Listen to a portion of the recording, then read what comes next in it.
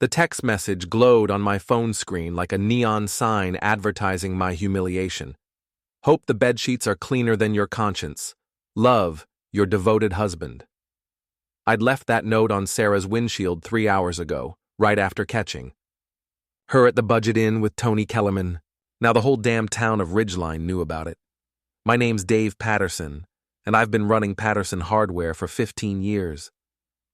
It's not glamorous work, but it pays the bills and keeps me grounded in this Rust Belt, Ohio town where everyone knows everyone's business. At least, I thought I knew everyone's business until I discovered my wife of 18 years was screwing my old high school rival in cheap motels. "Dave, you stupid bastard," I muttered, staring at my reflection in the store's front window. At 42, I looked every bit the small-town hardware guy. Work boots, flannel shirt, calloused hands that could fix anything except a broken marriage. The bell above my door chimed, and in walked Max Sullivan, owner of the Spar, the local bar and boxing gym combo that served as Ridgeline's unofficial therapy center for men going through hell. "Heard you made quite the statement last night," Max said, his weathered face creasing into what might have been a smile. "Mrs. Finch called me at 6 this morning. Said you flattened Tony's tires with a screwdriver. News travels fast in this shithole town. Faster when you leave sarcastic love notes for the whole parking lot to see." Mac leaned against my counter, studying me like I was a fighter he was, considering training. "Question is, what's your next move?" Before I could answer, my phone buzzed. Sarah's name appeared on the screen, and I could practically feel the venom dripping through the digital connection. "We need to talk. Tonight. Bring your checkbook." Mac read the message over my shoulder and whistled low. "She's moving fast. Divorce papers coming soon, I'd bet. Let her try. This is my town, Mac. I built this business from nothing. I know every contractor, every homeowner, every person who needs a damn screw or a gallon of paint. What does she have? A real estate license and a talent for spreading her legs." The words tasted bitter, but they felt good to say. For 18 years, I'd been the understanding husband while Sarah climbed the social ladder of Ridgeline's small but vicious elite. Her best friend, Karen Mitchell, had been whispering in her ear about trading up and reaching her potential for years. Now I was seeing the results. That evening, I drove to our modest 2-story house on Elm Street, the same house where we'd raised our 16-year-old daughter, Jessica. Sarah's BMW sat in the driveway next to Tony's flashy red Mustang, the same car I'd decorated with my screwdriver the night before. I found them in my living room, sitting on my couch like they owned the place. Sarah had that look she got when she was about to deliver what she considered devastating news. Tony sprawled beside her, his car salesman smile as fake as his spray tan. "Dave," Sarah began, her voice dripping with false sympathy, "we've been thinking about how to handle this situation maturely." "Maturely?" I laughed, the sound harsh in the quiet room. "Is that what you call fucking my old rival in roadside motels? Mature?" Tony shifted uncomfortably, but Sarah's expression hardened. "Don't be crude, Dave. We're trying to be civilized here." "Civilized?" I tasted the word like it was poison. "Okay, let's be civilized. Tony, how long have you been screwing my wife?" "Dave, come on, man," Tony said, his voice carrying that same condescending tone he'd used in high school when he was stealing my girlfriends. "Sarah and I, we just connected, you know? Sometimes these things happen." Connected. I nodded slowly. "Right. And Sarah, when exactly did you decide our marriage vows were more like suggestions?" Her face flushed red. "You want to know the truth, Dave? You've been checked out for years. Working at that stupid store, coming home covered in dust and grease, never wanting to go anywhere or do anything. Tony appreciates me. He sees my potential. Your potential." The laugh that escaped me sounded like breaking glass. "What potential is that exactly?" "Your potential to destroy everything we built together. Your potential to turn our daughter against me." Speaking of Jessica, Sarah said, her voice turning cold, she's staying with me. She understands that sometimes people grow apart. That's when I noticed my daughter standing in the doorway, her phone in her hand, recording everything. Her expression was a mixture of embarrassment and something that looked almost like excitement. "Dad," she said, not lowering the phone, "Mom says you've been holding her back from her dreams." Dreams. I looked at my daughter, this stranger who shared my DNA but had apparently inherited her mother's talent for cruelty. "What dreams are those, Jess? The dream of humiliating your father in front of the entire town?" "Don't be so dramatic," Sarah snapped. "This is about us moving forward with our lives.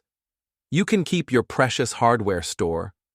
Tony and I are thinking about relocating anyway, maybe Columbus or Cleveland, somewhere with real opportunities." Real opportunities.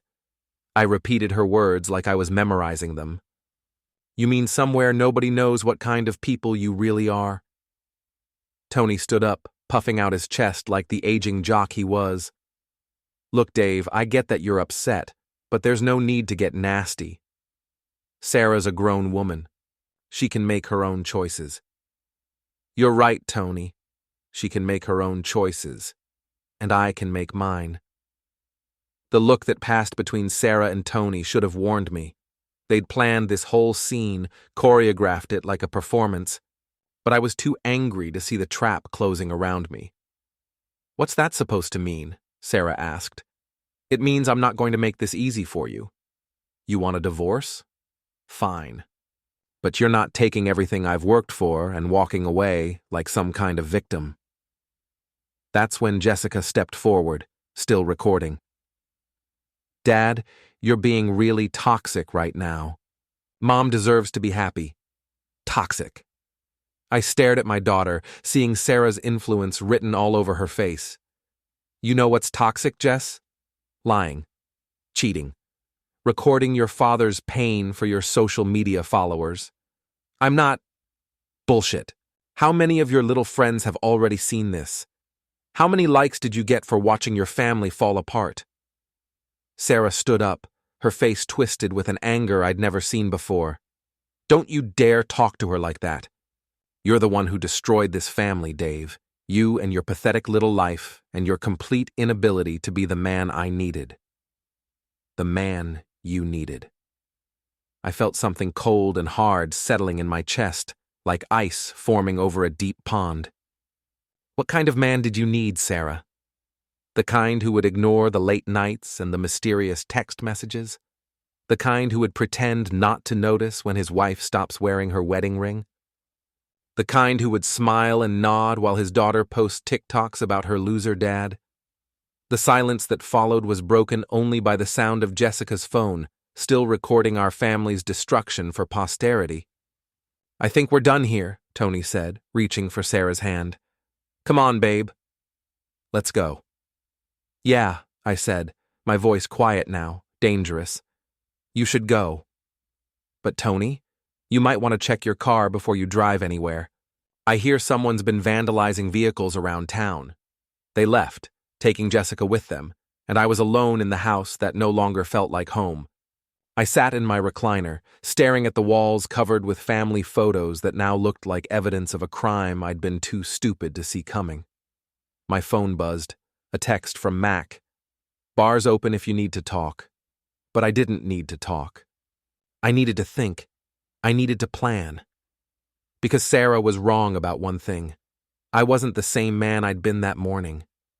That man had been naive enough to believe in love and loyalty and the basic decency of the people closest to him. This new man, the one sitting in the dark surrounded by the wreckage of his old life, was someone different entirely. Someone who understood that in a town like Ridgeline, reputation was everything. And if Sarah and Tony wanted to play games with my reputation, they were about to learn that I'd been holding back for 18 years. The next morning, I opened Patterson Hardware like always, but word of the confrontation had already spread. Mrs. Finch made a special trip to buy a single light bulb just so she could fish for details. By noon, 3 different customers had offered their condolences like I was at a funeral. "Sorry to hear about your troubles, Dave," said Jim Morrison, a contractor who'd been buying supplies from me for a decade. Sarah always seemed like such a nice lady. "Seemed" being the operative phrase, I replied, ringing up his order of wood screws. Turns out appearances can be deceiving. Around 2 o'clock, Karen Mitchell walked in. Sarah's best friend was a perfectly coiffed woman in her late 30s who ran the town's most successful gossip network, disguised as a book club. She approached my counter with the kind of smile that made me think of sharks. "Dave, honey, I'm so sorry about everything. I hope you know that some of us saw this coming." "Did you now?" "Oh yes. Sarah's been struggling with your marriage for a while. She's been talking to me about feeling trapped, unfulfilled. I tried to counsel her, of course, but sometimes when a woman reaches a certain age, she starts to wonder what else is out there." I studied Karen's face, noting the barely concealed satisfaction in her eyes. "That's funny, Karen. Because I could have sworn I saw you at the Rusty Anchor last Tuesday night with someone who wasn't your husband." Her smile faltered for just a moment. "I don't know what you mean." "Sure you do. Tall guy, drives a black pickup truck. Works construction over in Millfield. What was his name again? Brad? Brett? Dave, I think you're confused. Brandon. That was it. Brandon Kowalski. Nice guy. We had a beer together while you were in the ladies' room. He mentioned how much he enjoys your Tuesday night book discussions." Karen's face went white, then red. "You bastard." "Careful, Karen. People might start to think you're not the pillar of moral authority you pretend to be." She left without buying anything, and I allowed myself a small smile.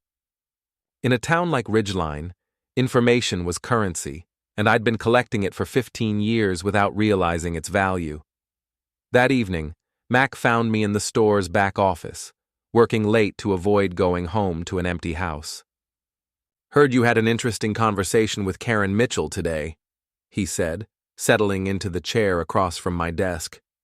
"News travels fast, especially when it involves the queen bee of Ridgeline's gossip mill. You know she's going to come after you now, right? Her and Sarah both. Let them try." I leaned back in my chair, feeling more relaxed than I had in months. "You know what I realized today, Mac? I've been playing defense my whole marriage, always trying to keep the peace, always trying to make everyone else happy. Well, fuck that. Time to play offense." Mac studied me with those sharp eyes that had seen too many fights, both in and out of the ring. "What are you planning, Dave? Nothing illegal, nothing violent, just going to remind this town that Dave Patterson isn't the pushover they think he is."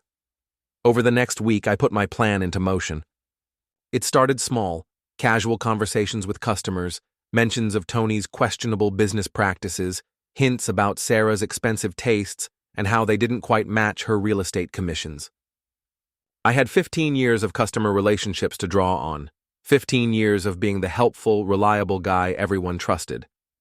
The beauty of a small town is that secrets are like cracks in a foundation. Once you start applying pressure, everything falls apart. Tony's car dealership started having problems. Customers who'd been planning to buy suddenly decided to shop elsewhere. His financing deals, which had always been a little too good to be true, started attracting attention from people who asked uncomfortable questions. Sarah's real estate career hit a similar wall. Sellers who'd been considering listing their homes decided to wait. Buyers started working with agents from neighboring towns. Her boss, a practical man who cared more about commissions than office drama, began giving her less desirable listings.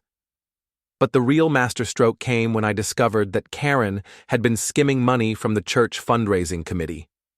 It wasn't hard to figure out. She'd been sloppy, overconfident in her position as Ridgeline's unofficial social coordinator. A few carefully placed questions to the right people, and the whole scheme unraveled. The confrontation happened at the monthly town council meeting, held in the basement of St. Mary's Catholic Church. I'd made sure to arrive early, claiming a seat in the back where I could watch everything unfold. Karen was giving her monthly report on community fundraising when Councilman Peters stood up with a folder in his hands. Mrs. Mitchell, I'm afraid we need to discuss some discrepancies in the accounts you've been managing. The color drained from Karen's face. Discrepancies? According to these bank statements, there's nearly $3,000 missing from the Christmas Festival Fund. The money was withdrawn in small amounts over the past 6 months. Karen's mouth opened and closed like a fish out of water. There must be some mistake. The withdrawals were made with your debit card, Karen. We have the security footage from the bank. That's when Sarah stood up from her seat near the front. She'd been attending these meetings regularly since starting her real estate career, networking with potential clients. Now she looked like she wanted to disappear. This is ridiculous, Sarah said, her voice shaking slightly. Karen would never steal from the church. Wouldn't she? I stood up, feeling every eye in the room turn toward me. Because I've been hearing some interesting stories about Karen's extracurricular activities. Expensive dinners, shopping trips to Columbus, gifts for her boyfriend. Boyfriend? Karen's husband, Mark, stood up from his seat, his face confused and angry. What boyfriend? Sit down, Dave, Karen hissed. You don't know what you're talking about. Don't I? Brandon Kowalski, construction worker from Millfield. You've been meeting him every Tuesday for the past 8 months. Book club, you told Mark. Very educational, I'm sure. The room erupted in whispers and shocked gasps. Mark was staring at his wife like he'd never seen her before. Sarah was pulling on Karen's arm, trying to get her to sit down and stop talking. But Karen was beyond reason now, her carefully constructed image crumbling in real time. You bastard! She screamed at me. This is all because of Sarah, isn't it? Because she finally found the courage to leave your pathetic ass. Karen, shut up, Sarah whispered urgently. No! I'm tired of pretending. I'm tired of watching good women waste their lives on worthless men. Karen turned to address the room, her voice rising to a shriek. Dave Patterson has been emotionally abusing his wife for years, controlling her, keeping her down, making her feel like she wasn't worth anything. Sarah deserves better. She deserves someone who appreciates her. Someone like Tony Kellerman? I asked, my voice carrying clearly through the suddenly silent room. Yes! Someone like Tony. Someone with ambition and money and… Karen, please stop talking, Sarah begged. But Karen was in full meltdown mode now, 18 months of secret keeping and manipulation pouring out of her like poison from a lanced wound. I set them up, she screamed. I introduced them at the Chamber of Commerce dinner. I encouraged Sarah to see what she was missing. I helped her see that she didn't have to settle for a life of mediocrity. The silence that followed was deafening. Mark was staring at his wife with a mixture of horror and disgust. Sarah had her face in her hands. The rest of the room was frozen, witnessing the spectacular self-destruction of Ridgeline's former queen bee.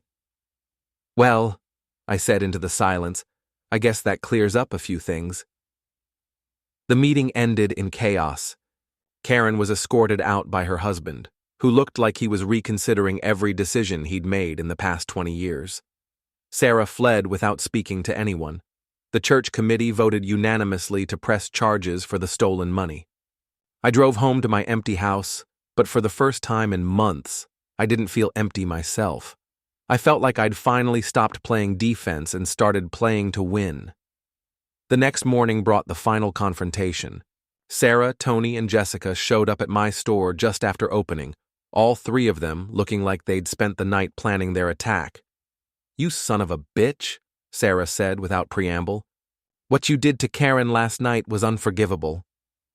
What I did? I laughed, genuinely amused. Sarah, I didn't make Karen steal money from the church. I didn't make her cheat on her husband. I just made sure the truth came out. You destroyed her life. She destroyed her own life, just like you destroyed ours. I looked at Tony, who was trying to look intimidating but mostly looked constipated.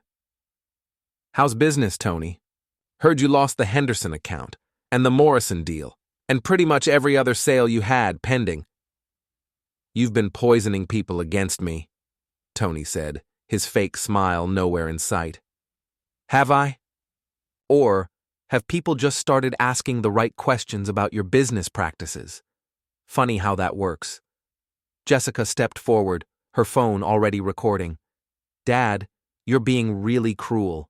Mom made a mistake, but she's still family. Family. I looked at my daughter, this stranger who shared my DNA but had chosen her mother's side in a war I'd never wanted to fight. Is that what you call it when you record your father's humiliation and post it online for your friends to laugh at? Bullshit. I saw the video, Jess. My dad's having a breakdown. That was the caption, wasn't it? Got a lot of likes, did it? Jessica's face crumpled, but she kept recording. You're being mean. Mean? I felt something cold and final settling in my chest. You want to see mean?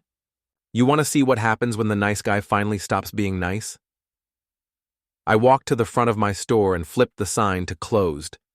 Then I locked the door and turned to face the 3 people who had destroyed my old life and, without meaning to, given me permission to build a new one. Here's what's going to happen, I said, my voice calm and conversational. Sarah, you're going to take your boyfriend and your ungrateful daughter and you're going to leave Ridgeline. Today. You can't make us leave, Sarah said, but her voice lacked conviction. Can I? Let's see. Tony, your dealership is hemorrhaging money. Your financing partners are asking questions about your books. Your reputation in this town is shot. How long do you think you can stay in business here? Tony's face went pale. You can't prove anything. I don't have to prove anything. This is a small town, Tony. Reputation is everything. And your reputation is that of a man who sleeps with other men's wives and runs a shady business. Good luck rebuilding that.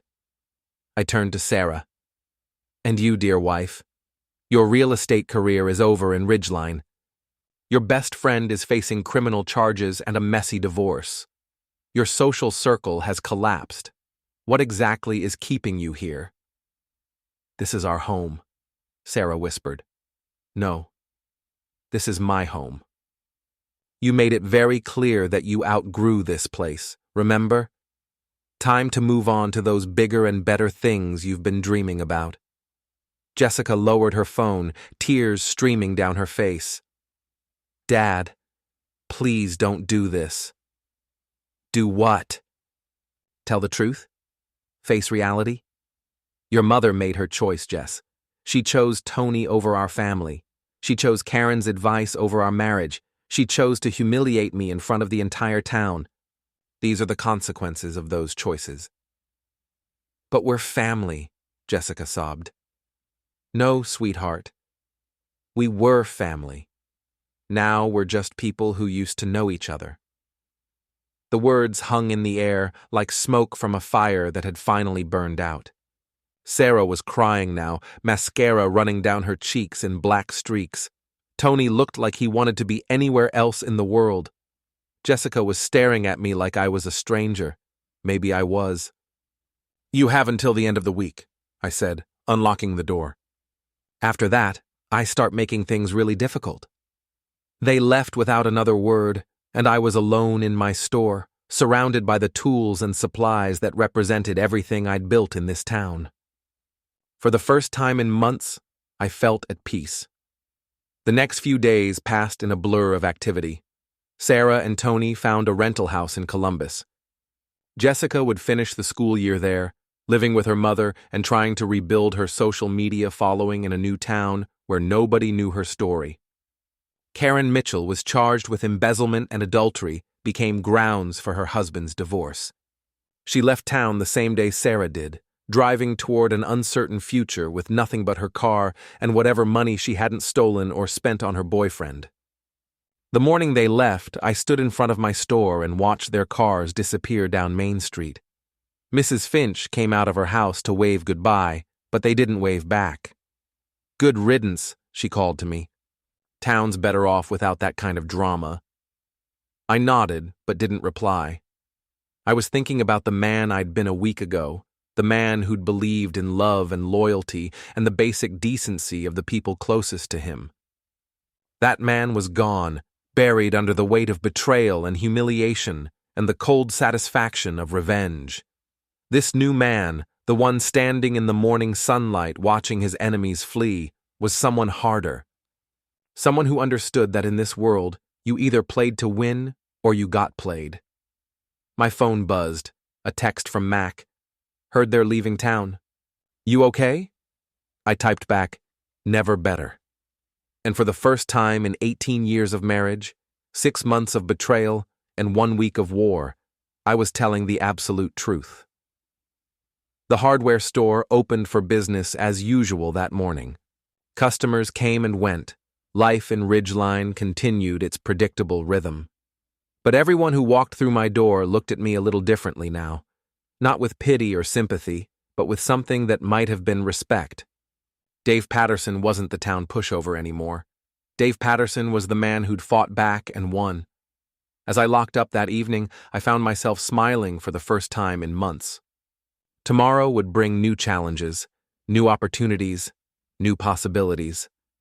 But tonight, I was content to stand in the gathering darkness, master of my own domain, king of my own small kingdom. They'd wanted a villain. I'd given them something better. I'd given them a winner.